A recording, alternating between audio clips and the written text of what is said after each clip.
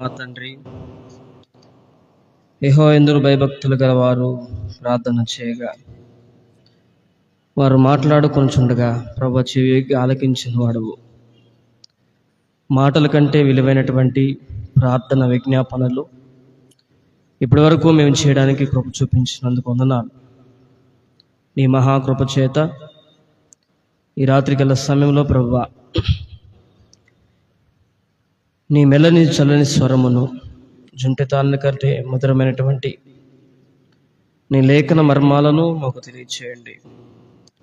వాక్యాన్ని క్షుణ్ణంగా పరిశీలన చేసుకుని దానిలో ఉన్న సత్యాన్ని గ్రహించి మేము నాయన సరిచేయబడ్డానికి, బోధన అందడానికి ఈ లేఖన భాగాల ద్వారా మేము దాన్ని సరిచేయబడి దిద్దుబాటు చేసుకుని దీవించబడ్డానికి కృప చూపించమని రక్షకుడు ప్రభువైన యేసుక్రీస్తు వారి శ్రేష్టమైన నామములో స్తుతించి ప్రార్థించుచున్నాము తండ్రి, ఆమేన్.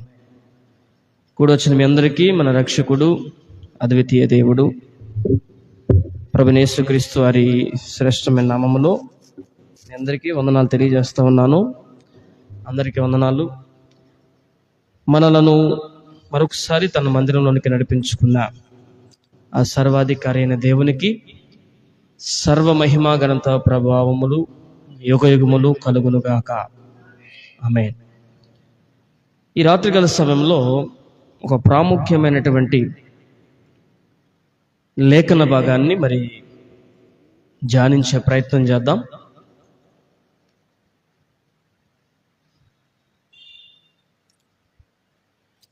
యోహాను రాసినటువంటి 3వ పత్రిక, యోహాను రాసిన 3వ పత్రిక, యోహాను రాసిన 3వ పత్రిక 2వ వచనాన్ని మనం చదువుకుందాం. యోహాను రాసిన 3వ పత్రిక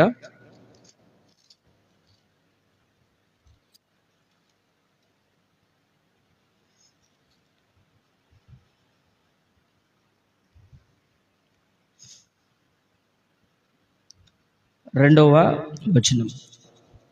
ప్రియుడా, నీ ఆత్మ వర్ధిల్లుచున్న ప్రకారము నీవు అన్ని విషయముల్లో వర్ధిల్లుచు సౌఖ్యముగా ఉండవలెనని ప్రార్థించుచున్నాను. భక్తుడైన యోహాను గారు మరి ప్రియుడైనటువంటి గాయునకు శుభమని చెప్పి రాస్తున్న ఈ లేఖలో 3వ వచనంలో నీవు సత్యమును అనుసరించి నడుచుకొనుచున్నావు కనుక సహోదరులు వచ్చి నీ సత్య ప్రవర్తనను గూర్చి సాక్ష్యము చెప్పగా విని బహుగా సంతోషించితిని. ఆత్మీయ తండ్రి ఆత్మీయ కుమారుని విషయంలో ఎటువంటి రీతిలో ఉన్నాడు అని చూస్తే సంతోషపడే రీతిలో ఉన్నాడు. 4వ వచనం చూస్తే నా పిల్లలు సత్యమును అనుసరించి నడుచుకొనుచున్నారు అని వినుట కంటే నాకు ఎక్కువైన సంతోషము లేదు. గాయు అనేటటువంటి కుమారుడు ఆత్మీయ కుమారుడు. యోహాను మాత్రమే కాదు, అపొస్తలుడైన పౌలు గారు కూడా ఆయా దినాల్లో పరిచయం చేస్తున్నప్పుడు ఆత్మీయ బిడ్డల గురించిన విషయంలో, ఆత్మీయ సహోదరుల గురించిన విషయంలో వారు ఎంతగానో సంతోషపడతారు. కొన్ని సంఘాల్లో కొంతమంది పరిస్థితి చూసి వేదన చెందుతారు, కొన్నిసార్లు సంతోషపడతారు. వీరికి సంతోషం కలిగించిన విషయాలు ఏంటంటే, ఆత్మీయ తండ్రికి లేదంటే ఆత్మీయ సహోదరుడికి సంతోషం కలిగించిన విషయాలు ఏంటంటే, వారి తరువాతి తరము లేదా వారి ద్వారా బోధన పొందినవారు, రక్షణ పొందినవారు, వాక్యమును విన్నవారు ఆస్తులు సంపాదించారనో, ఐశ్వర్యాలు సంపాదించారనో, లేదంటే పోయిన సంవత్సరం కంటే ఈ సంవత్సరం వారి స్థితిగతులు మారినయనో వారు సంతోషపడట్లా. దేనికి సంతోషపడుతున్నాడు చెప్పండి? అక్కడే ఉంది కదా, 3వ వచనం, నీవు సత్యమును అనుసరించి నడుచుకొనుచున్నావు గనుక. ఎందుకు గనుక? సత్యమును అనుసరించి నడుచుచున్నాడు గాయు అనే అతను. దైవదాసులు మరి 2 వారాల క్రితం అనుకుంటా గాయు గురించిన లేఖన భాగం ధ్యానించారు కదా. గాయు యొక్క స్థితిగతులు, గాయు అనే ఒక సహోదరుని యొక్క, ఒక ఆత్మ సంబంధమైనటువంటి వ్యక్తి యొక్క, ఒక క్రైస్తవుని యొక్క మరి వ్యక్తిత్వాన్ని మరి లేఖన భాగంగా పంచుకున్నారు. ఇక్కడ మనం తీసుకోవాల్సిన పదము వర్ధిల్లుట అనే పదం. మరి గాయు యొక్క స్థితిగతులు ఎలాగున్నాయో పరిపూర్ణంగా మరి వివరించే ప్రయత్నం నేను చేయను. కానీ మొదటిగా అతడు సత్యంలో ఉన్నాడు కాబట్టి యోహానుకు సంతోషాన్ని కలిగిస్తూ ఉంది. అదేవిధంగా అతని విషయంలో యోహాను కోరుకున్న సంగతులు ఏంటంటే, నువ్వు ఆత్మీయంగా వర్ధిల్లుతూ ఉన్నావు. నువ్వు వర్ధిల్లావయ్యా అని నేను ఎలా కన్ఫర్మ్ చేసుకుంటున్నానంటే, గాయు నీవు సత్యములో ఉన్నావు. ఎక్కడున్నాడండి? సత్యం. నీ ప్రవర్తన సత్య సంబంధముగా ఉన్నది. నీవు ఆత్మలో వర్ధిల్లావని నాకు ఎలా అనిపిస్తుందంటే, సత్యమును అనుసరించి నడుచుతున్న నీ ప్రవర్తన గురించి నాకు సాక్ష్యము చెప్పినప్పుడు నాకు అర్థమైందయ్య గాయు.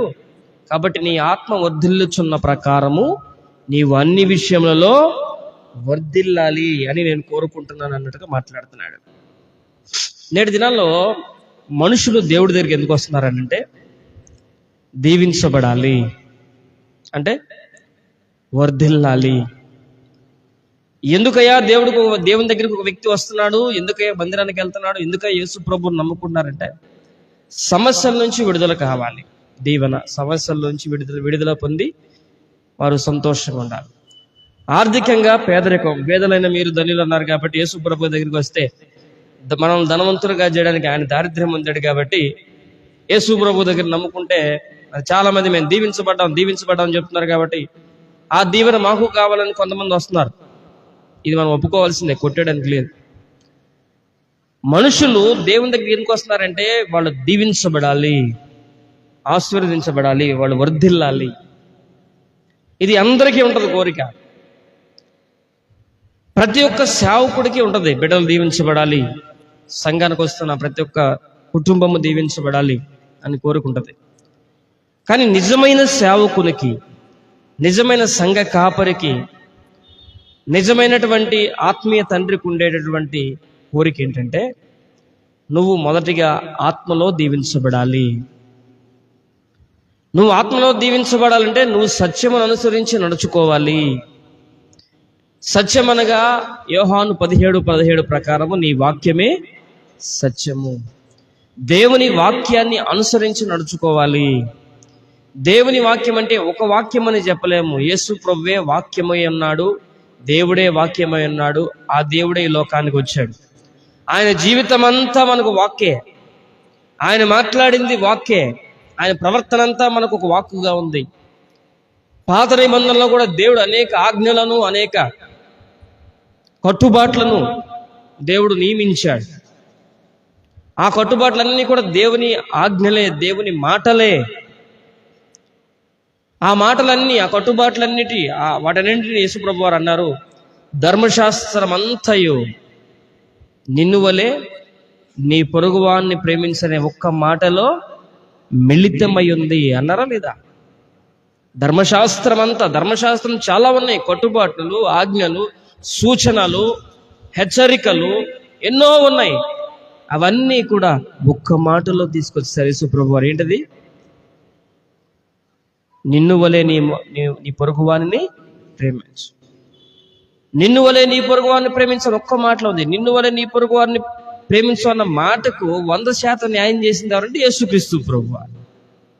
అంటే ధర్మశాస్త్రం అంతా కూడా యేసుక్రీస్తులో ఉంది. ఆ దేవుడు ప్రేమాస్వరూపి, అవునా? ప్రేమించమన్నాడు, ప్రేమలో ఉంది ధర్మశాస్త్రం అంతా. ఆజ్ఞలు, కట్టుబాట్లు అన్నీ ఒకే మాటతో తేల్చేశాడు. నువ్వు ప్రేమ కలిగి ఉంటే అన్నీ బాగుంటాయి. నువ్వు ప్రేమ కలిగి నడిస్తే చాలు, నీ ఎదుటివారిని, నీ పొరుగువారిని, సహోదరుని ప్రేమిస్తే చాలు. ఒక్క మాట, ఆ ప్రేమ కలిగి ఉండే మాటకు, లేదంటే ప్రేమ కలిగి జీవించే మాటకు, నిన్ను వలె నీ పొరుగువారిని ప్రేమించమన్న మాటకు మనం న్యాయం చేస్తే ధర్మశాస్త్రం మొత్తానికి న్యాయం చేసినట్టే. ఎంతో మంది భక్తులు ఉన్నారు, ఎంతో మంది వీరులు సూర్యులు ఉన్నారు. వారిలో కొందరు జీవితాలు మనం చూసినప్పుడు ప్రేమ కొన్ని క్షణాల్లో కనబడదు. కాబట్టి నిజమైన సేవకుడు ఏం కోరుకుంటాడంటే, నువ్వు మొదటిగా ఆత్మీయంగా దీవించబడాలి. పాత నిబంధనలు తీసుకొచ్చి చాలా మంది ఏం చేస్తారంటే, దేవుడు పాత నిబంధనలు దీవించాలని కోరుకున్నాడు కదా, వర్ధిల్లాలని కోరుకున్నాడు కదా అని దేవుడు చాలా మంది పాత నిబంధనలు తీసుకొస్తారు. శరీర సంబంధంగా మనం దీవించబడితేనే కదండి, మనం పేదరికంతో ఉంటేనో, కష్టాలతో ఉంటేనో, కన్నీటితో ఉంటేనో, దిగంబరులుగా ఉంటేనో, వస్త్రహీనులుగా ఉంటేనో, ఈ లోకంలో మనం ఎందుకు పనికిరానులుగా కనిపిస్తే ఏ విధమైన రీతిలో ప్రజలతో మాట్లాడాడు అనే విషయాన్ని మనం చూస్తే లేవీకాండము 26వ అధ్యాయము 3వ వచనంలో దేవుడు దీవిస్తానన్నాడు, దేవుడు వర్ధిల్లింపజేస్తానన్నాడు, దేవుడు ఆశీర్వదిస్తానన్నాడు. అబ్రహాముకు దేవుడు ఆశీర్వదిస్తాను అనేక సార్లు గుర్తు చేశాడు. 23వ అధ్యాయము, మీరు నా కట్టడలను బట్టి నడుచుకొని నా ఆజ్ఞలను ఆచరించి వాటిని అనుసరించి ప్రవర్తించిన ఎడల. ఎన్ని చెప్తున్నాడండి ఇక్కడ? కట్టడలను బట్టి నడుచుకోవాలి, తర్వాత ఆజ్ఞలను బట్టి ఆచరించాలి, వాటిని అనుసరించి ప్రవర్తించాలి. ఈ 3 చేస్తే 4వ వచనం అంటాడు, మీ వర్షాకాలములలో మీకు వర్షం ఇచ్చేదను. వర్షం రావాలంటే ఏమన్నాడంటే దేవుడు? నాకు సమాధానం చెప్పాలి. వర్షాకాలంలో వర్షం రావాలంటే ఏం చేయాలి? మంచి సీఎంను కూర్చోబెట్టాలా? ఈ మధ్యన ఇది ఒక వాడుక అయిపోయింది. ఎందుకంటే రాజు మంచోడైతే నేల మంచిదైద్దని చాలా మంది ఏమంటున్నారంటే తీర్పు ఇచ్చేస్తున్నారు. మన అధిపతో, మన నాయకుడో, మన పాలించే రాజు మంచోడైతే వర్షాలు వస్తాయి అనే జడ్జిమెంట్ ఇస్తున్నారు. అంటే వర్షాలు పడినాయి అంటే ఆ నాయకుడు మంచోడేనా? వర్షాలు పడకపోతే ఆ నాయకుడు చెడ్డోడేనా? జడ్జిమెంట్ ఇస్తున్నారా లేదా? నా చెవులతో నేనే అన్నా చాలా సందర్భం. ఈ విషయాన్ని గురించి కాసేపు మనం మాట్లాడుకుంటే, ఇక్కడ దేవుడు అన్నాడు ఆజ్ఞలను అనుసరించాలి. ఇంకేమన్నాడు? ఆచరించాలి, కట్టడలను నడుచుకోవాలి, వాటిని బట్టి ప్రవర్తించిన ఎడల. అంటే ఒక మాట చెప్పండి, దేవుని మాటను వింటే ఏమన్నాడు? దేవుని మాట వింటే వర్షాలు పడాల్సిన టైంలో వర్షాలు పడతాయి. అలా అని ఒక్కరిని బట్టేనా? ఒక సీఎంను బట్టో, ఒక పిఎంను బట్టో, ఒక అధికారిని బట్టో, ఒక నాయకుడిని బట్టేనా ఈ మాట నెరవేర్చబడేది? ఒక వ్యక్తిని బట్టి కాదు ఇది. దేవుని ఆశీర్వాదం ఎలా ఉంటుందంటే, దేశమంతా కూడా కరువుతో ఉన్న దేవుని బిడ్డల జీవితాల్లో ఆశీర్వాదం ఉంటుంది. ప్రపంచమంతా తెగులుతో బాధపడిన దేవుని మాట విన్నటువంటి ఇశ్రాయేలీల కుటుంబాల్లో మరణము లేదు, తెగులు లేదు. దేవుని మాట విన్న వారి జీవితంలో ఆశీర్వాదం ఉంది, వినని వారి జీవితంలో శాపం ఉంది. మరణదూత వచ్చింది, మరణదూత వచ్చినప్పుడు గుమ్మములకు రక్త ప్రోక్షణ చేయబడితే అక్కడ ఆశీర్వాదం ఉందిగా. అంటే ఇండివిజువాలిటీ ఉంది ఇక్కడ. దేవుని కృపను పొందుకోవడానికి ఇండివిజువాలిటీ ఉంది. వ్యక్తిగతంగా కార్యాలు జరుగుతాయి. ఎవరిని బట్టి ఎవరికి జయం జరగదు. ఒక నాయకుని బట్టో, ఒక రాజకీయ నాయకుని బట్టో, ఒక అధిపతిని బట్టో దేవుడు కార్యాలు చేయడు. అది మనం అనుకోవడానికి, మాట్లాడుకోవడానికి సరిపోదు. కానీ వాక్యం ఏం చెప్తుందంటే, నీకు అభివృద్ధి రావాలి, నీకు దీవెన రావాలంటే అది నీలోనే ఉంది. దేశమంతా, లోకమంతా కూడా పాపముతో నిండి ఉంది. అందుకని ఏం చేశాడంటే, ఎక్కడ పాపం ఉందో అక్కడ కృప విస్తరింపజేశాడు. అంటే ఎక్కడ పాపం ఉందో అక్కడ ఏం చేశాడంటే దేవుడు ఉండే ప్రయత్నం చేశాడు. ఆయన లేని చోటు అనేది లేదు. కాబట్టి వీరి వలన శాపం వచ్చింది నాకు, లేదు పలానా వారి వలన శాపం వచ్చింది, పలానా వారి వలన నాకు కష్టం వచ్చిందని చెప్పడానికి లేదు. ఎందుకంటే మాట వింటే దీవెనలు ఉంటాయి, మాట వినకపోతే కష్టాలు ఉంటాయి. ఎవడు ద్రాక్ష పళ్ళు తింటే వాడి పళ్ళే పులుస్తాయి, ఎవడో తింటే మన పళ్ళు పొలవు. దేవుని మాట విన్నటువంటి ఇశ్రాయేలీయులు క్షేమంగా ఉన్నారు, మాట వినని వాళ్ళు నష్టపోయారు. అట్లాగే ఒకరి మీద మనం నేరం నెట్టకూడదు, ఒకరి మీద మనము నేరస్థాపన చేయకూడదు, ఒక వ్యక్తిని మనం దోషిగా ఎంచకూడదు. ఎందుకనంటే గతంలో ఒకవేళ పలానా వ్యక్తి తప్పు చేశాడు, పలానా వ్యక్తి పొరపాటు చేశాడని మనం జడ్జిమెంట్ ఇస్తే మనకు తెలియకుండా వాడు నిన్న రాత్రే దేవుని దగ్గర క్షమాపణ పొంది ఉంటే ఏమవుతుంది? అక్కడ ఆ కీడు ఎవరికి ఉంటుంది? మనకుండే పోతుంది. వాడు వ్యర్థుడే, నిన్నటిదాకా వ్యర్థుడే, కానీ నీకు నాకు తెలియదు వాడు ఒంటరిగా దేవునితో క్షమాపణ పశ్చాత్తాపడ్డాడని, దేవుని ముందు క్షమాపణ అడిగాడని దేవుడు వాడు క్షమించేశాడు. ఆ విషయం మనకు తెలియదు. కనుక మనం ఏం చేస్తామంటే నిన్నటి అపరాధాన్ని బట్టి, నిన్నటి వ్యక్తిత్వాన్ని బట్టి ఇవాళ ఆ వ్యక్తిని విషయంలో తీర్పు తీరుస్తున్నాం. కాబట్టి ఎవడి విషయంలో మనం తీర్పు తీర్చకూడదు. అందుకని అన్నాడు ప్రభు, తీర్పు తీర్చుట పగ తీర్చుట నా పని.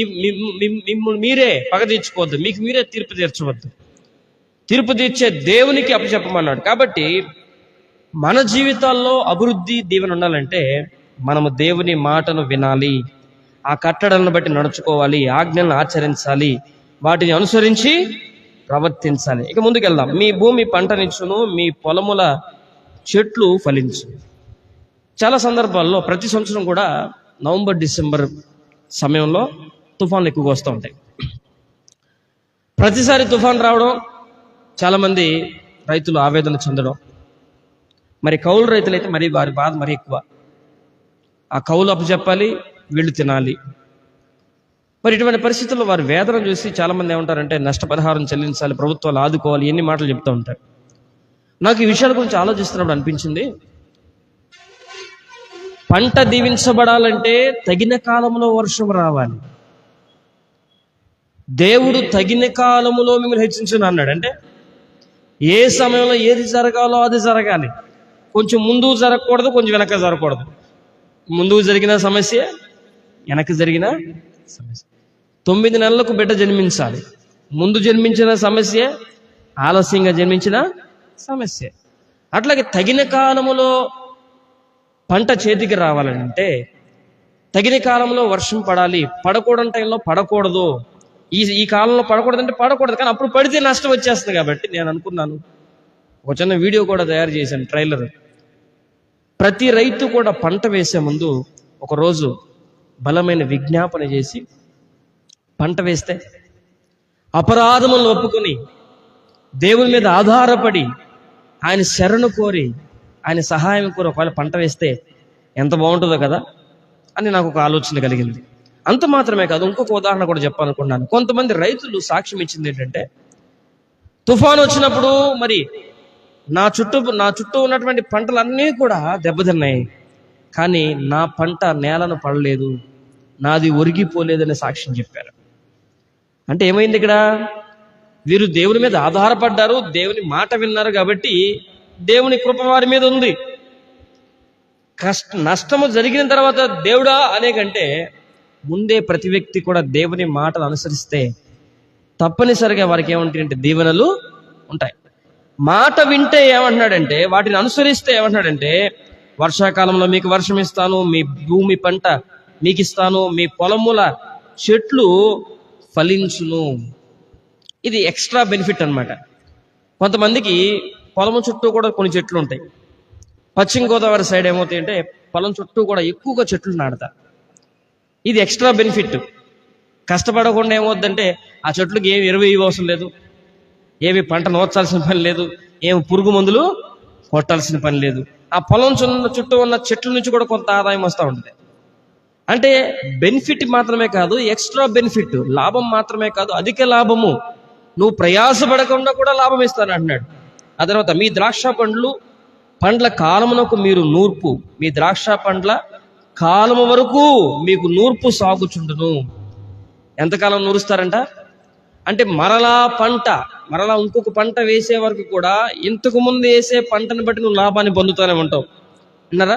ఆ తర్వాత మీరు తృప్తిగా తిని తృప్తిగా భుజించి మీ దేశములో నిర్భయముగా ఉంటారు. తృప్తి, చాలా మంది జీవితంలో తృప్తి ఉండదు, ఎంత తిన్నా తృప్తి ఉండదు. విన్నారా? దేవుని మాట వింటే ఏమైందంట? తృప్తిగా భుజిస్తారు, మీ దేశములో నిర్భయముగా నివసిస్తారు, భయము లేకుండా. ధనవంతుడు, ఆస్తుపాస్తులు ఉన్నవాడు ఇంట్లో బంగారం ధనం మూలిగేవాడు ఏంటంటే వాడికి సరిగ్గా నిద్ర పట్టదు. ఎందుకు? ఎటు నుంచి ఎవడొచ్చి దోచుకుంటాడని. చాలా మంది చాలా రాయల్టీగా బతుకుతారు. ఇంట్లో ఉన్న పని మనుషులు బట్టి భయం ఉంటుంది వాళ్ళకి. నిర్భయముగా పడుకోలేరు, నిర్భయముగా వారు నివాసం చేయలేరు. పన్నోళ్ళ నుంచి భయం, ఒకవేళ వాళ్ళు ఏమైనా చేసేస్తారేమో. చాలా సందర్భాల్లో చాలా వార్తలు మనం విని ఉన్నాం. పని వాళ్ళు ఏం చేశారంటే యజమానులు చంపేసేసి. రీసెంట్గా ఒక యవనస్తుడు ఇంట్లో ఉన్న రుద్రాలను ఏం చేశాడంటే ఆ మెళ్ళ ఉన్న చైన్ కోసం ఏం చేశాడంటే ఆవిడ చంపేసి ఆ చైన్ లాక్కుపోయాడంట ఒక పనివాడు. ఇట్లా లోక సంబంధమైనటువంటి అభివృద్ధి ఉన్నవాడు వాడు నిర్భయముగా బ్రతకలేడు. కానీ దేవుని మాట విన్నవాడు నిర్భయముగా ఉంటాడు, వాడు సంతోషముగా ఉంటాడు, వాడు ధైర్యముగా ఉంటాడు. ఆ తర్వాత చూడండి, ఆ దేశములో నేను మీకు క్షేమము కలుగజేసేదను, మీరు పండుకున్నప్పుడు ఎవడు మిమ్మను భయపెట్టడు, ఆ దేశంలో దుష్టమృగము లేకుండా చేసేదను, మీ దేశంలోనికి ఖడ్గము రాదు, మీరు మీ శత్రువులను తరిమెదరు, వారు మీ ఎదుట ఖడ్గము చేత పడెదరు, మీలో 5 100 మందిని తరుముదురు, 100 మంది 10,000 మందిని తరుముదురు, మీ శత్రువులు మీ ఎదుట ఖడ్గము చేత పోలు. ఇలా మనం చూస్తే నా మాట వింటే ఇన్ని బెనిఫిట్స్ అంటాడు. మీకు నా మాట వింటే మీరు వర్ధిల్లుతారు. యోహాను గారు గాయ విషయంలో సంతోషపడుతుంది. అదే వాళ్ళందరికీ వాస్తవాలు తెలుసు. దేవుని మాట వినకుండా గత కాలంలో అనేక మంది చరిత్రలో ఏ విధంగా నష్టపోయారో మనకు ముందు తరం వాళ్ళకి తెలుసు. కాబట్టి వాళ్ళు ఏం చేస్తారంటే కొన్ని ఇన్స్ట్రక్షన్స్ ఇచ్చే ప్రయత్నం చేస్తారు. ఏది నిజమైన ఆశీర్వాదమో వాళ్ళకి తెలుసు, పడి లేచిన వారికి తెలుసు, అధిగమించిన వాళ్ళకి తెలుసు, ఎదుర్కొన్న వాళ్ళకి తెలుసు. కాబట్టి వాళ్ళు మనకు బోధ చేసే ప్రయత్నం చేస్తారు. మాట వింటే ఈ విధమైన దీవెనలు మీకు ఉంటాయి అంటున్నాడు. 16వ వచనంలో అంటున్నాడు, 16వ వచనం, నేను మీకు చేయనిదేమనగా, ఏమండి 14 గురించి చూద్దాం. మీరు నా మాట వినక నా ఆజ్ఞలన్నిటినీ అనుసరింపక నా కట్టడలను నిరాకరించిన ఎడల, నా ఆజ్ఞలన్నిటినీ అనుసరింపక నా నిబంధనను మీరునట్లు మీరు నా తీర్పుల విషయమే అసహించుకుని ఎడల, నేను మీకు చేయనిదేమనగా. మాట వినకపోతే ఎన్ని చేస్తానంటున్నాడు చూడండి. మీ కనులను క్షీణింప చేసినట్టు, ప్రాణమును ఆయాసపరచినట్టు, తాపజ్వరము క్షయరోగము మీ మీదకి రప్పించదను, మీరు విత్తిన విత్తనములో మీకు వ్యర్థములగును, మీ శత్రువులు వాటి పంటను తినెదరు, నేను మీకు పగవాడునగుదును, మీ శత్రువులు ఎదుట మీరు చంపబడదరు, మీ విరోధులు మిమ్మల్ని ఏలెదరు, మిమ్మల్ని ఎవరునూ తరుమకపోయినను మీరు. ఎట్లా మనం చూస్తే అనేక రకాలుగా మాట వింటే క్షేమము, ఆశీర్వాదము, వర్ధిల్లినట్లుగా కనిపిస్తున్నారు. మాట వినకపోతే నష్టపోయినట్లుగా కనిపిస్తున్నారు. ఏ వ్యక్తికైనా ఒకటే రూల్, దేవునికి అనుకూలంగా ఉంటే వారు క్షేమంగా ఉంటారు, వర్ధిల్లుతారు. దేవునికి అనుకూలంగా లేకపోతే వారికి ఎంత ఉన్నా, ఈ లోక సంబంధమైన సంపద, భాగ్యము, మరి స్వాస్థ్యం ఎంత ఉన్నా వారు సుఖముగా లేనట్టుగా కనిపిస్తూ ఉన్నారు. 24వ వచనంలో అంటున్నాడు, నేను మీకు విరోధముగా నడిచెదను, మీ పాపములను బట్టి 7 వంతులుగా మిమ్మలను శిక్షించెదను. ఏమంటే చూసారా ఎంత భయంకరంగా దేవుడు మాట్లాడాడు ఆ రోజుల్లో. చూసారా? 25వ వచనం, మీ మీదకి ఖడ్గము రప్పించదను, అది నా నిబంధన విషయమే ప్రతిదండన చేయును, మీరు మీ పట్టణంలో కూడి ఉండగా మీ మధ్యకు తెగులును రప్పించదను, మీరు శత్రువుల చేతికి అప్పగింపబడెదరు. చూసారా ఎంత భయంకరంగా ఉందో పరిస్థితి. 29వ వచనం చూడండి ఒకసారి. ఇక్కడ మనకి 4 టైమ్స్ పనిష్మెంట్ గా, మీరు మీ కుమారుల మాంసమును తినెదరు. ఎక్కడ దాకా వెళ్ళిపోయింది చూసారా? మాట వింటే తగిన కాలంలో దీవెన, మాట వినకపోతే చివరికి మీకు కరువు వచ్చేస్తుంది, మీకు పిచ్చి పట్టింది, మీరు శాపగ్రస్తులు. మీరు ఎవరిని తింటారు? మీ పిల్లల్ని తినేస్తారు. ఎంత భయంకరమైన పరిస్థితి చూసారా? అంటే ఈ లోకములో దేవుడు ఆశీర్వాదాన్ని ఇవ్వాలని ప్రయత్నం చేశాడు, అది మాట వింటే కలిగిద్ది అన్నాడు. మాట విన్నారా అందరూ? చెప్పండి. నీకు ఆశీర్వాదాన్ని ఇస్తాను, తగిన కాలంలో నీకు వర్షం ఇస్తాను, పంట ఇస్తాను, ఎక్స్ట్రా బెనిఫిట్ ఇస్తాను, సమృద్ధిని ఇస్తాను, నువ్వు వర్ధిల్లుతావు. ఇదంతా మాట వినలేని పరిస్థితుల్లో వాళ్ళు ఉన్నారు. వారి హృదయాలకు మరి దేవుని మాటలు చేరలేదు, వారి హృదయాలను దేవుని ఆజ్ఞలు తాకలేదు. మనం పోయిన వారం చెప్పిన వాక్యాన్ని మరలా ఆదివారం వచ్చేప్పటికి ఏమవుతాం, మనం ఆ వాక్యం అంటే మనకి గుర్తుండదు. మరలా ఏం చెప్పాం వాక్యం అంటే బుక్ తీయాల్సిన పరిస్థితి. ఆ రోజుల్లో చదువులు లేవు, ఆ రోజుల్లో ఇంత జ్ఞానం లేదు. లోక సంబంధ జ్ఞానం ఉంటే ఉండొచ్చు, వారంత ప్రవీణులు కాదు, విద్యావంతులు కాదు.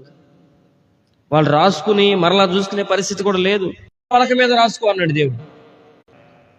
అందుకనే కాలము సంపూర్ణమైనప్పుడు దేవుడు ఈ పాత నిబంధనకు, ఆ అంతకుముందు చెప్పిన నిబంధనకు పాత నిబంధన అని పేరు పెట్టి నూతన నిబంధనకు మనల్ని వారసులుగా చేశాడు.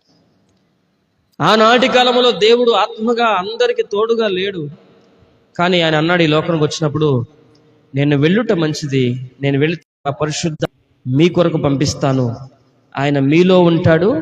ఎందుకు మీలో ఉంటాను, మీతో ఉంటాను ఎందుకంటున్నాడంటే లోక సంబంధమైన ఆశీర్వాదాన్ని ఇవ్వడానికి మాత్రమే కాదండి. ఒకడికి లోక సంబంధమైన ఆస్తిపాస్తులు, లోక సంబంధమైన భాగ్యం కూడా కలిగింది, కానీ దాన్ని నిలుపుకోలేని పరిస్థితుల్లో ఏమయ్యాడంటే వాడు దాన్ని పోగొట్టుకున్నట్లుగా మనకు కొంతమంది జీవితాలు చూస్తే అర్థమవుతాయి. దానికి ఉదాహరణ సొలొమోను. సొలొమోను కూడా అంటాడు, నీ కుమారుడే, నా తండ్రి అయినటువంటి నా తండ్రి దావీదు నీ మాట విన్నాడు కాబట్టి ఆశీర్వాదాన్ని నాకు ఇచ్చావంటాడు. కానీ నిలుపుకున్నాడా? ద్వితీయోపదేశ కాండము 1వ అధ్యాయము 29వ అధ్యాయం 23వ వచనం. సిచ్యువేషనల్గా మరి వాక్యము మనం అర్థం చేసుకునే ప్రయత్నం చేయాలా.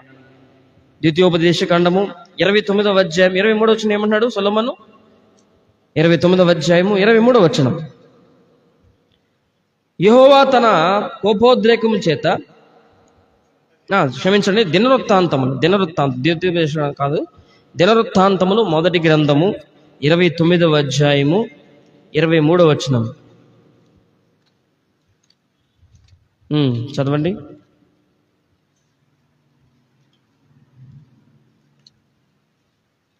ఇరవై 29వ అధ్యాయము 23వ వచనం.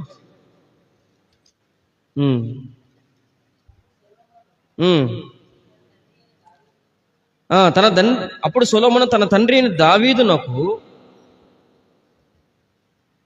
మారుగా, చదవండి, యెహోవా సింహాసనమందు రాజుగా కూర్చుండి వర్ధిల్లుచుండెను.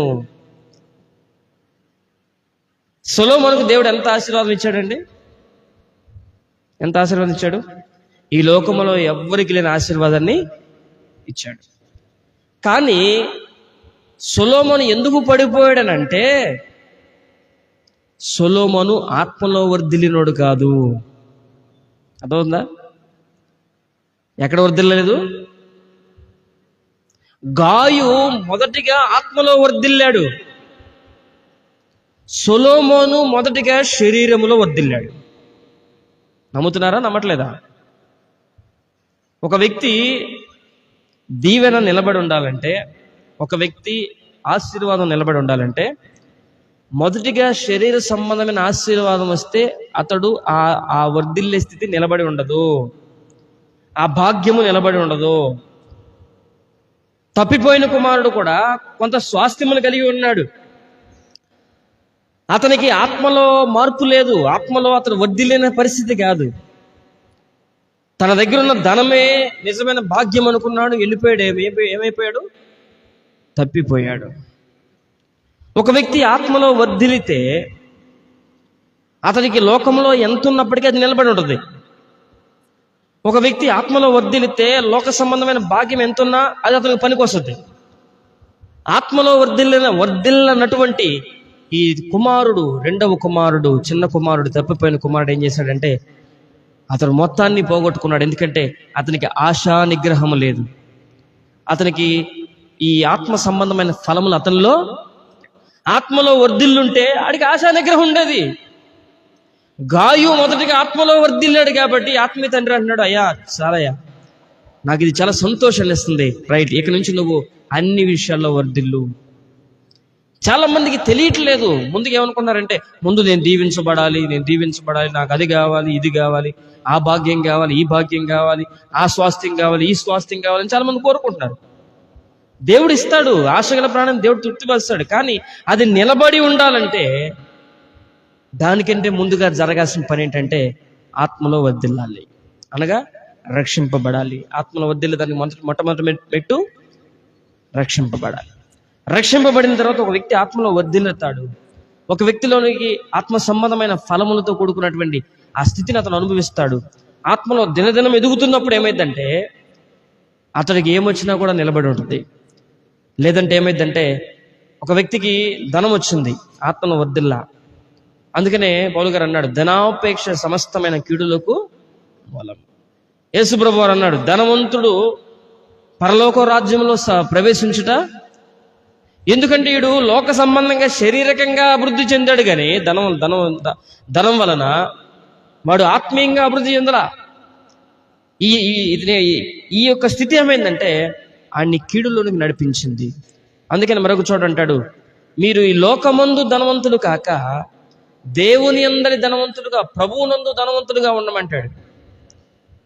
ఈ లోకంలో నీకు ఎంత ఉన్నప్పటికీ ఆత్మ రక్షింపబడకపోతే, ఆత్మీయంగా బలంగా లేకపోతే ఎంతున్నా శుద్ధ దండగా అన్నట్టు పౌలు గారు మాట్లాడతాడు. ఇక్కడ మనం చూసినప్పుడు సొలొమోను వర్ధిల్లాడు, ఏం ఉపయోగం?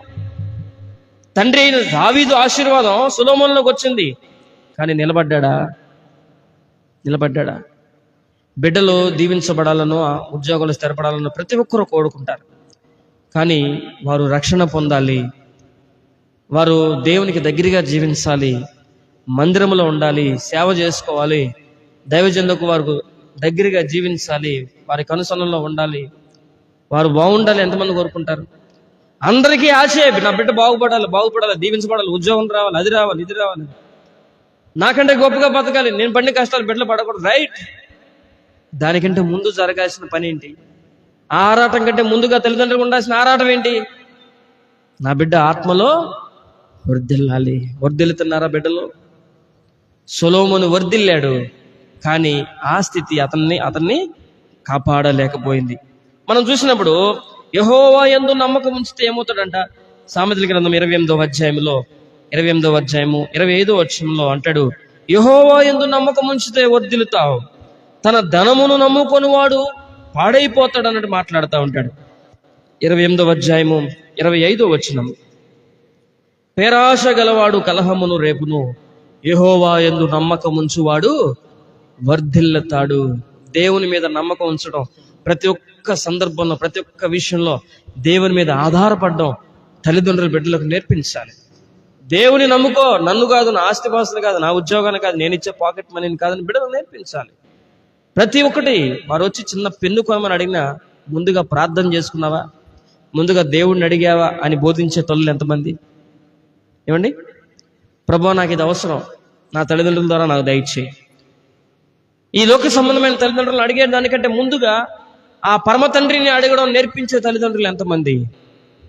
ఇక్కడ అంటున్నాడు, యెహోవా యందు నమ్మకం ఉంచువాడు వర్ధిల్లుతాడు.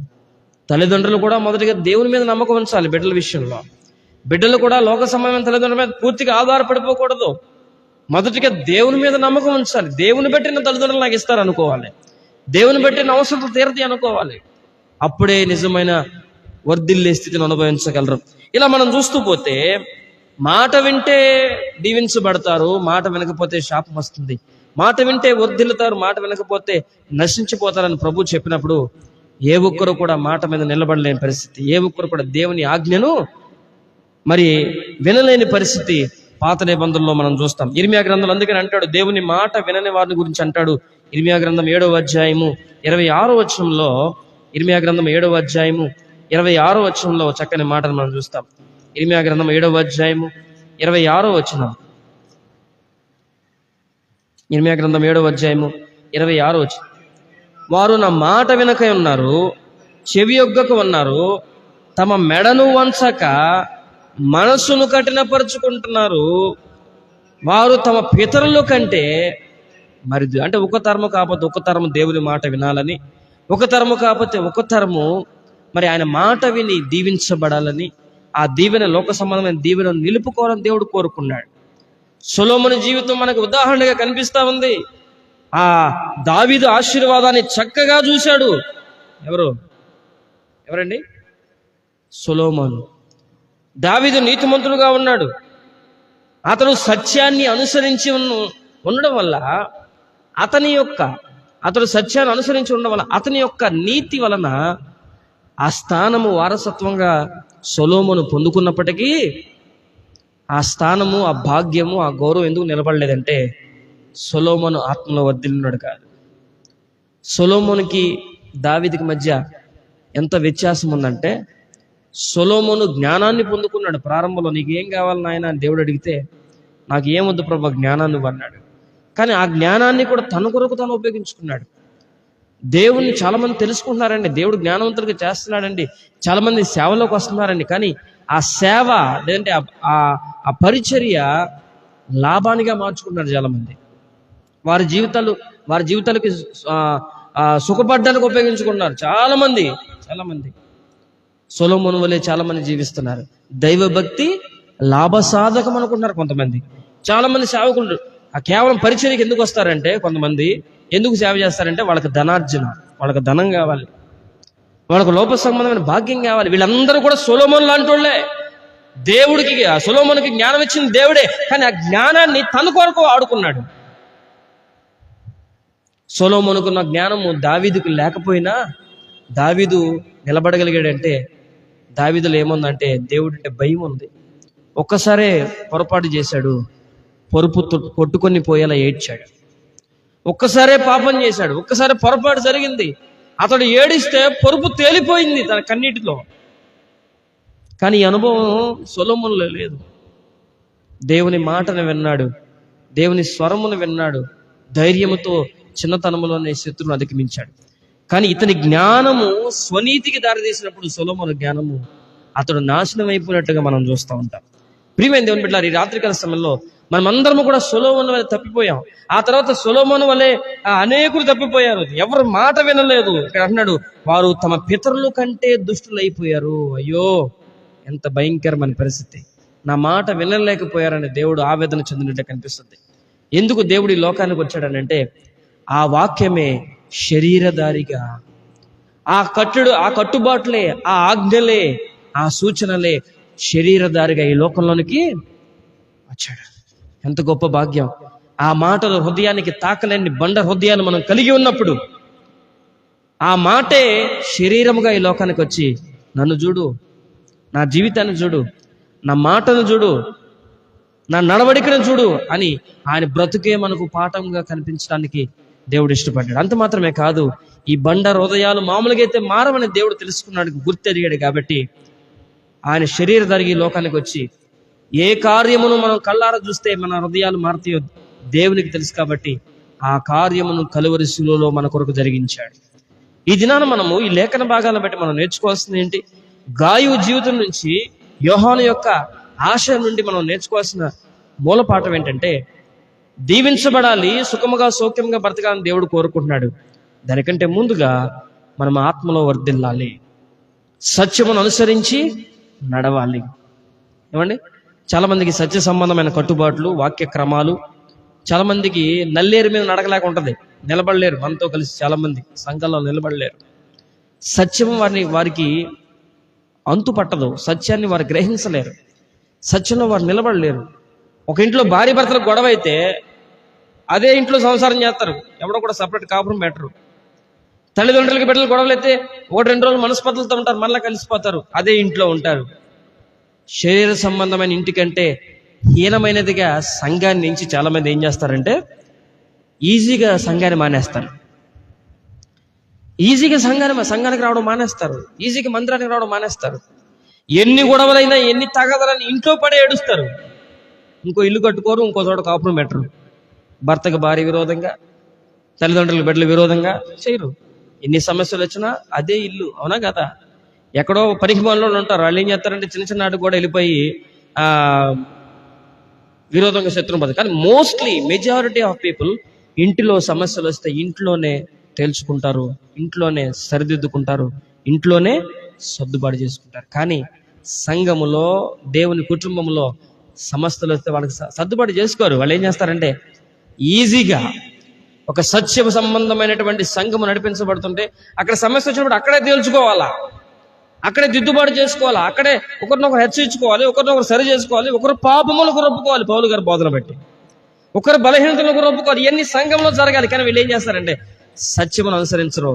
వెంటనే ఒక తీర్పు తీర్చేసి సంఘం మీద, సేవకుడి మీద పక్కకి వెళ్ళిపోతారు. వీరు ఆత్మలో వర్ధిల్లినోళ్ళ, ఆత్మలో దిగజారిపోయినోళ్ళ? ఏమండి? ఆత్మలో వర్ధిల్లినోడు చేసే పని అది. వర్ధిల్లినోడు నిలిచి ఉంటాడు. వర్ధిల్లినోడు ఒకరి బలహీనతను, ఎదుటివారి బలహీనత నా బలహీనత అనుకుంటాడు. ఒకరి పాపను ఒకరు ఒప్పుకుంటారు, సహిస్తారు, వహిస్తారు, భరిస్తారు, ప్రార్థన చేస్తారు, కన్నీటితో గడుపుతారు. నాశనమకై జోగుచున్న వారిని ఒక అగ్నిలో పడిన వారిని ఒక రక్షించినట్లుగా ఆత్మలో ఎదిగిన వాడు ఏం చేస్తాడంటే బలహీనుల విషయంలో శ్రద్ధ వహిస్తాడు. గాయు సత్యములో నిలిచి ఉన్నాడని ఎవరో చెప్పారు యోహానికి, వేరొక సహోదరుడు చెప్పారు. అది అతనికి సంతోషాన్ని ఇచ్చింది. అప్పుడు అంటున్నాడు, రైట్, ఇదే నిజమైన ఆశీర్వాదం, ఇదే నిజమైన దీవెన. నువ్వు ఆత్మలో వర్ధిల్లావు. ఇక్కడ నువ్వు మిగిలిన విషయాలు అన్నింటిలో, శరీరంలో, కుటుంబంలో, లోక సంబంధ భాగం అన్నింటిలో వర్ధిల్లాయా గాయు. ఎందుకంటే మొదటిగా ఆత్మలో వర్ధిల్లావు కాబట్టి ఇక నీకు లోకంలో ఏమి పొందుకున్నా ఏది కూడా నిన్ను కలవరపరచలేదు. ధనం వచ్చిన దాని మీద పెత్తనం చేయలేదు. నువ్వు దేవునికి దాసుడుగా మారిపోయావు ఆత్మలో వర్ధిల్లి. ఇక నువ్వు సిరికి దాసుడుగా ఉండలేవు. నువ్వు ఆత్మలో వర్ధిల్లావు కాబట్టి ధనాపేక్షతో కూడుకున్న బ్రతుకు నీకు ఉండదు. నువ్వేం చేస్తావంటే ఒకవేళ లోకములో నీకు ధనం వచ్చినా, భాగ్యం వచ్చినా, వర్ధిల్లిన కొలది దేవునికై ఇస్తావు. చూసారా, ఆత్మలో వర్ధిల్లినుడు ఏం చేస్తున్నాడంటే శరీరంలో వర్ధిల్లిన కొలది దేవునికి ఇచ్చాడు. అది ఆది సంఘం చేసింది. తమ కలిగింది ఏది తమదని అనుకోలేదు. భోజనం చేసిన, పానం చేసిన దేవునికే చేశారు. మొదటిగా ఆత్మలో వర్ధిల్లకపోతే ఈ లోక సంబంధంగా ఎన్ని పొందుకున్నా ఆ జీవితానికి అర్థము లేదు, అందము లేదు. మొదటిగా ఆత్మలో వర్ధిల్లితే నీలో ప్రేమ, సంతోషం, దీర్ఘశాంతం, దయాళత్వం, ఆశా నిగ్రహం. నిజమైన తండ్రి బిడ్డలకి ఏం చేస్తాడంటే ఏది పెడితే అది ఆడుకోవడానికి ఇవ్వడు. చిన్న బిడ్డలు ఆడుకున్నప్పుడు ఏం చేస్తారంటే ఏదైతే గుచ్చుకోదో, ఏదైతే గాయపరచదో, ఏదైతే నువ్వు నోట్లో పెట్టుకున్నా నిన్ను ఆ బిడ్డకు కలవరపరచదో, ఆ బిడ్డను పాడు చేయదో అదే ఇస్తాడు. అవునా కదా? ఆత్మలో వర్ధిల్లడానికి నువ్వు సిద్ధపడితే, దేవునికి లోబడి రక్షణ ద్వారా నువ్వు దేవునికి అనుకూలంగా జీవితాన్ని మార్చుకుంటే నువ్వు దేనికోసం ఆరాటపడతా ఉంటావు. కానీ దేవునికి తెలుసు అది నీ జీవితంలోకి వస్తే నువ్వు నాశనం అయిపోతావు, దారి తప్పుతావు, పాడైపోతావు తెలుసు. కాబట్టి దేవుడు అంటాడు, ఇప్పుడే కాదు నీకు సర్టెన్ టైంలు ఇస్తానంటాడు. చాలామంది శరీర సంబంధమైన మేలులు, ఆర్థికపరమైన ఆశీర్వాదం ఎందుకు నాలో రాలేదని చెప్పి అనుకుంటారు. కానీ ఒకటి గమనించాలి, మనం ఆత్మలో వర్ధిల్లే క్రమంలో ఉన్నాం. మనలో ఇంకా స్థిరత్వం లేదు, మనలో ఇంకా ఒక స్టాండర్డ్ రాలేదు. కాబట్టి దేవుడు ఏం చేస్తున్నాడంటే కొన్నిటిని ఆపుతున్నాడు.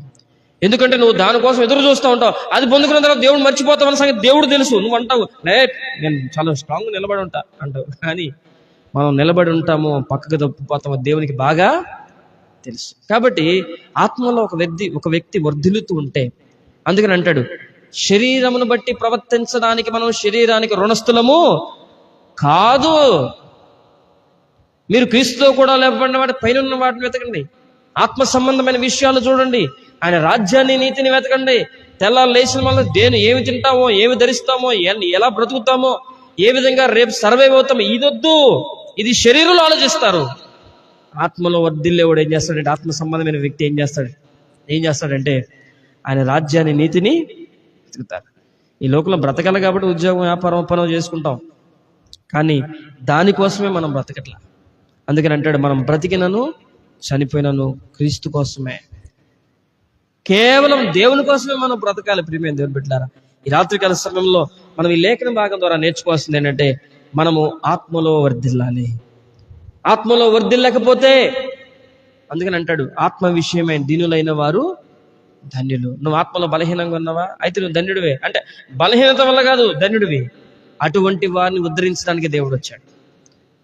మనం ఆత్మలో పేదలుగా ఉన్నాం, ఆత్మలో ధనవంతుడుగా చేయడానికి దేవుడు ఈ లోకానికి వచ్చాడు. అది హీనమైన స్థితి కాదు.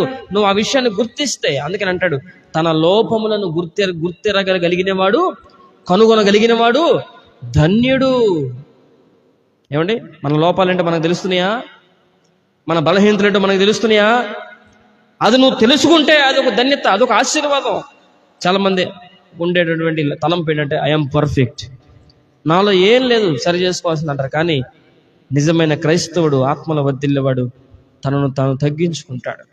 ఇంకా ఇంకా ఏం సరి చేసుకోవాలి, ఇంకా ఎక్కడ మార్చుకోవాలి, ఇంకా ఎంత సేవ చేయాలి, ఇంకా ఏ విధంగా నేను వదగాలి, ఏ విధంగా నేను తగ్గించుకోవాలనే విషయం నిజముగా ఆత్మ సంబంధమైన వ్యక్తి ఆలోచిస్తూ ఉంటాడు. ప్రియమైన దేవుని బిడ్డలారా, కాబట్టి ఈ శ్రేష్టమైన సమయంలో మనము గాయువలే ఆత్మలో వర్ధిల్లే ప్రయత్నంలో ఉన్నామా? ఆత్మలో ఆల్రెడీ వర్ధిల్లేపోయామా?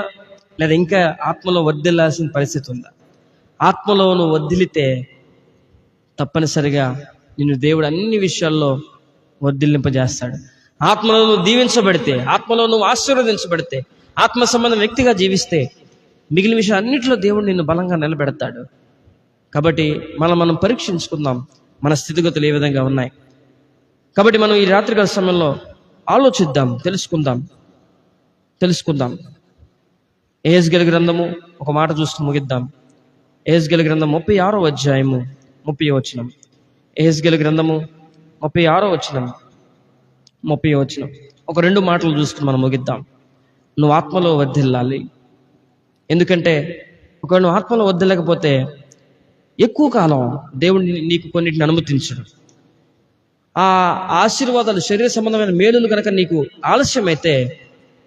ఆలస్యమైతే నీకు నింద వచ్చేస్తుంది. అందుకని అంటాడు యెహెజ్కేలు గ్రంథము 36వ అధ్యాయము 30వ వచనం. యెహెజ్కేలు గ్రంథము 36వ అధ్యాయము 30వ వచనం.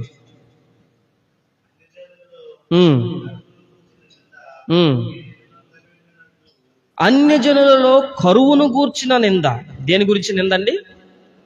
కరువును గూర్చిన నింద మీరు ఇకను పొందకుండునట్లు చెట్ల ఫలములను భూమి పంటను నేను విస్తరింపజేసదను.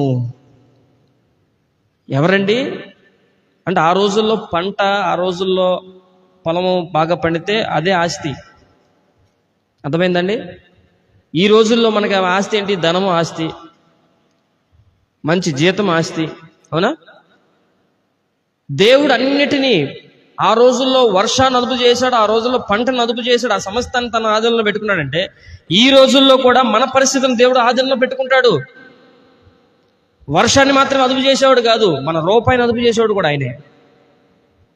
ఈ లోక సంబంధమైన జీవితంలో, ఈ లోకంలో మనం బతుకుతున్నాము, అన్ని జనుల మధ్య కరువును గూర్చిన నింద మనకు రాకుండా ఉండాలని దేవుడు ఏమన్నాడంటే, నేను చెట్ల ఫలములను భూమి పంటను విస్తరింపజేస్తాను. అంటే మిమ్మల్ని దిక్కుమాలినోళ్ళుగా, పేదలుగా, మీరు కష్టాలతో, ఇబ్బందులతో, అప్పులతో ఉండిపోయి అన్ని జనుల మధ్య నిందపడాలన్న ఉద్దేశంగా వారి మధ్య నువ్వు గణపరచబడాలి. వారి మధ్య గురుపోతు కొమ్ము పైకినట్లుగా నీ తల పైకెత్తబడాలి. గొర్రెల మందలు వెళ్తా ఉంటే గురుపోతు కూడా కనబడిద్ది, ప్రత్యేకంగా ఎత్తుగా కొమ్ములు పైకి ఉంటాయి కదా. ఆ విధంగా దేవుడు నిన్ను చూపించాలనుకోండి, దేవుడు నిన్ను హీనపరచాలనుకోవట్లేదు. దేవుడు సమస్తము ధారాళముగా దయచేస్తాడంట, లేఖనాల్లో ఉంది. అన్నిటినీ దేవుడు దయచేయవాడు, కృపను విస్తరింపజేయవాడు. కానీ ఎందుకు ఆపుతున్నాడు? ఎందుకు కొన్నిటిని నీ జీవితంలో అనుమతించట్లేదు కొన్ని దీవెనలు అంటే, నువ్వు ఇంకా ఆత్మలో వర్ధిల్లాలి, ఇంకా సరి చేసుకోవాల్సినవి సరి చేసుకోవాలి. పరిపూర్ణమైన ఆత్మ సంబంధమైన వ్యక్తిగా నువ్వు మారాలి. కొద్దికాలం ప్రేమ ఉంటే కొద్దికాలం లేకుండా, కొంతకాలం దయ ఉంటే కొంతకాలం లేకుండా, కొంతకాలం ప్రార్థనా జీవితం ఉంటే కొంతకాలం వెనకబడేటట్టు కాదు. ఒక స్టాండర్డ్, స్థిరత్వం అనేది దేవుని బిడ్డగా మనం పొందుకోగలిగితే తప్పనిసరిగా దేవుడు మన యొక్క స్థితిగతులను మార్చడానికి సిద్ధంగా ఉన్నాడు. ఆయనకు ఒకటే కోరిక, నువ్వు దీవించబడి సమృద్ధిగా ఉండాలని కోరుకుంటున్నాడు.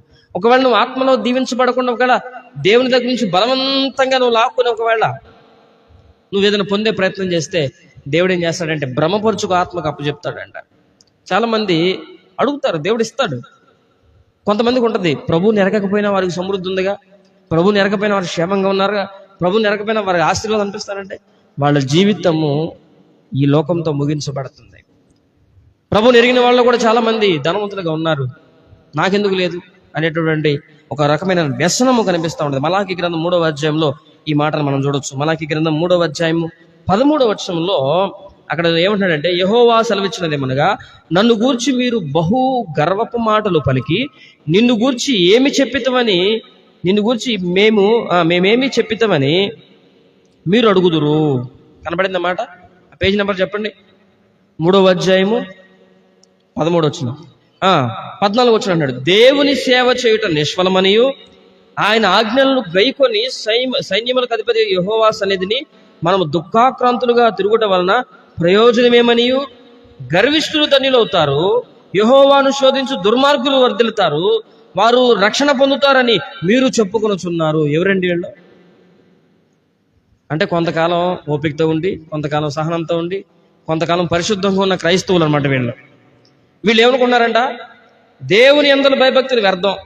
చూడండి, దేవుని దగ్గర యెహోవా అనేది మనం దుఃఖాక్రాంతులు ఉండడం వల్ల ప్రయోజనం లేదు, దేవుని సేవ చేయటం నిష్ఫలం, గర్విష్ఠులు దుర్మార్గులే వర్ధిల్లుతున్నారు, దేవుని శోధించే వాళ్ళే వర్ధిల్లుతున్నారు, వాళ్ళే రక్షణ పొందుతున్నారు అని అనుకుంటున్నారంట. వాళ్ళ గురించి అంటున్నాడు 16వ వచనంలో, అప్పుడు యెహోవాయందు భయభక్తులు గల వారు ఒకడితో ఒకడు మాట్లాడుకొనుచుండగా యెహోవా చెవియొగ్గి ఆలకించారు. మరి యెహోవా యందు భయభక్తులు కలిగి ఆయన నామమును స్మరించుచుండు వారికి జ్ఞాపకార్థ ఒక గ్రంథము ఆయన సముఖమందు.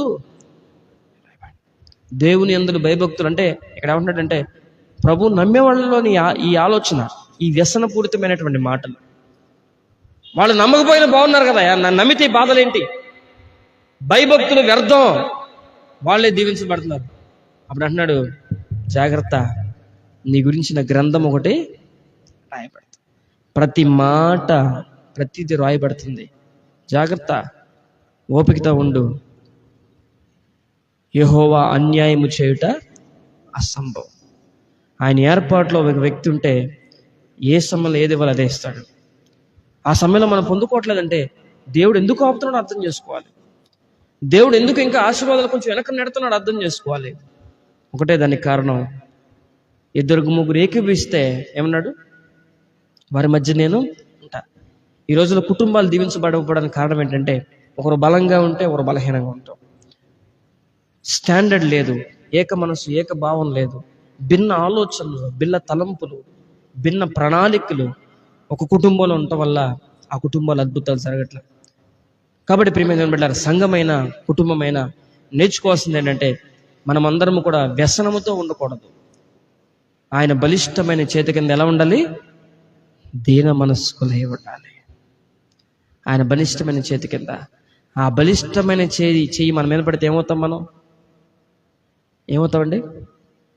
ఆ బలిష్టమైన చెయ్యే మనల్ని ఆదరించేది, ఆ బలిష్టమైన చెయ్యే మనల్ని ఆదరిస్తుంది. అంత గొప్ప విషయమో కదా. ఆ బలిష్టమైన చెయ్యి, ఆ బలమైన చెయ్యి నీ మీద పడితే ఏమవుతావు?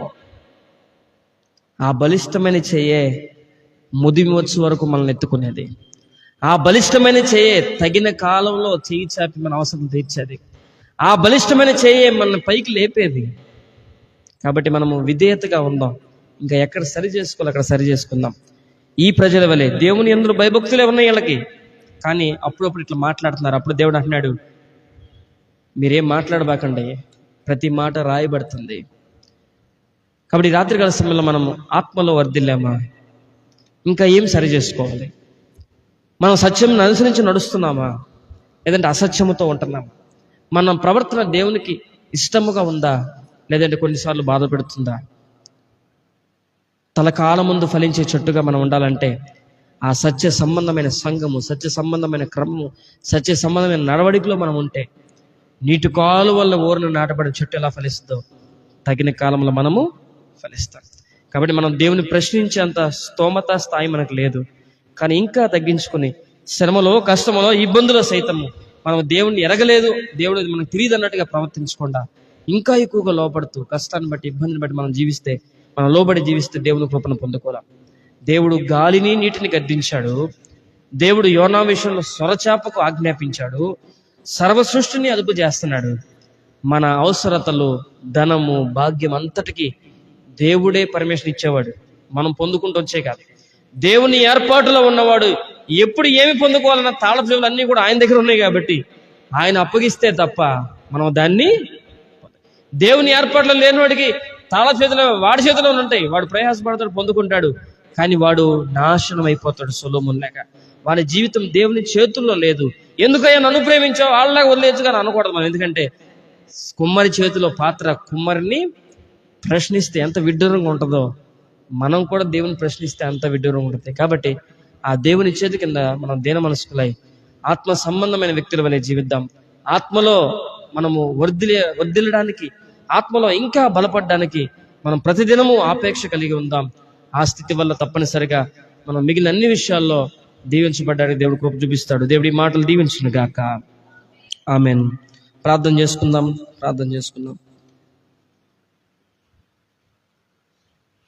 పరిశీలనతో కూడుకున్న చిన్న ప్రార్థన, ఒప్పుకోలతో కూడుకున్న చిన్న ప్రార్థన మనం చేసుకోవడం మంచిది. మనం తిన్న తృప్తి పొందాలంటే, మనం సుఖంగా సౌఖ్యంగా జీవించాలంటే, మనం నిర్భయముగా ఉండాలంటే ఆయన మాట వినాలి. అనగా ఈ లోకానికి వచ్చిన ఆ మాటే శరీరధారికి లోకానికి వచ్చింది కాబట్టి ఆయన మనం చూడగలగాలి, ఆయన మాటలు వినగలగాలి. నేడు ఆత్మగా మనం లోబర్చుకోవడానికి ఆయన ప్రయత్నం చేస్తున్నాడు కాబట్టి మనలో ఉండి మనం నడిపించడానికి ఆ ఆత్మైన దేవుడే, ఆ వాక్యమైన దేవుడే ఆత్మగా ప్రయత్నం చేస్తున్నాడు కాబట్టి ఆయనకు లోబడి ఉండాలి. ప్రార్థన చేసుకుందాం. పరలోకమందున మా తండ్రి, పరిశుద్ధుడా నీకు వందనాలు. ఒక ఆత్మ సంబంధమైన తండ్రి, ఆత్మీయ కుమారుని విషయంలో కలిగిన సంతోషం మమ్మల్ని బట్టి ప్రభువా మా ఆత్మీయ తండ్రి కలగాలి. మమ్మల్ని బట్టి ఆత్మలకు కాపరమైన నీకు కలగాలి. ఈ రాత్రికాల సమయంలో ఆ విధంగా మా స్థితిగతులను మార్చండి. ఇప్పటికే చాలా విషయాల్లో ప్రభువా మీరు మమ్మల్ని వర్ధిల్లింపజేశారు. ఇంకా ఉన్నటువంటి అరకొర విషయాలు కూడా మేము సరి చేసుకుని ఆత్మలో పరిపూర్ణులుగా ఉండడానికి కృప చూపించండి. అపవాది మా మీద నేరము మోపే అవకాశం లేకుండా, అన్ని జనుల మధ్య అయ్యా మాకున్న లోటుపాట్లను బట్టి మేము అవమానం పొందే పరిస్థితి కాకుండా అన్ని విషయాల్లో మేము దీవించబడ్డానికి, అంతటా మేము గణపరచబడ్డానికి ఈ రాత్రికాల సమయంలో మా పశ్చాత్తాపం కారణమవడానికి కృప చూపించండి. ఇక సరి చేసుకోవాల్సింది ఏమీ లేదనేటువంటి డంబము, ఆ గర్వము మాలో లేకుండా దినదినము రూపాంతరము చెందుతూ ప్రతిదినము సిలువ మోస్తూ మమ్మల్ని మేము ప్రభు ఎంచుకోవాల్సిన దానికంటే ఎక్కువగా ఎంచుకోకుండా మమ్మల్ని మేము తగ్గించుకుని నువ్వు లోబడి ఉండడానికి కృప చూపించండి. అన్ని విషయాలను ధారాళంగా దయచేయగలిగిన వాడు, అన్ని సర్వ సమృద్ధిని మాకు అనుగ్రహించగలిగిన వాడు, మా గిన్నె నిండి పొరున్నట్లుగా చేయగలిగిన వాడు నీవే ప్రభు. అప్పిచ్చువారుగా మమ్మల్ని చేయవాడు నీవే ప్రభు. ధారాళముగా అనేకులకు పంచిపెట్టగలిగిన కృప చూపగలిగేవాడు నీవే ప్రభు. అంతా నీ స్వాధీనంలో ఉంది, అంతా నీ ఆధీనంలో ఉంది ప్రభు. ఆ తాళపు చెవులు నీ వద్దనే ఉన్నాయి అయ్యా. నీవిస్తేనే మేము ఏదైనా పొందుకుంటాం ప్రభు. మా బలమును బట్టి, మా జ్ఞానం బట్టి, మా శక్తిని బట్టి, మా బలమును బట్టి కాదు నాయన. మీ ఆత్మ చేత మమ్మల్ని నడిపించండి. ఆత్మగా మాలో ఉండి మమ్మల్ని నడిపించండి. ఆత్మలో మమ్మల్ని బలవంతులు చేసి నీ కొరకు బలమైన సాధనాలుగా మేము వాడబడ్డానికి, అనుజనుల ప్రభ మేము నాయన ఘనత పొందడానికి, మీరు దేవుని బిడ్డలు, మీరు దీవించబడ్డారని సాక్ష్యం పొందడానికి కృప చూపించి నడిపించమని రక్షకుడు ప్రభువైన యేసుక్రీస్తు వారి శ్రేష్టమైన నామములో స్తుతించి ప్రార్థించుచున్నాము తండ్రి. ఆమేన్. మంచిదండి, అందరికీ వందనాలు.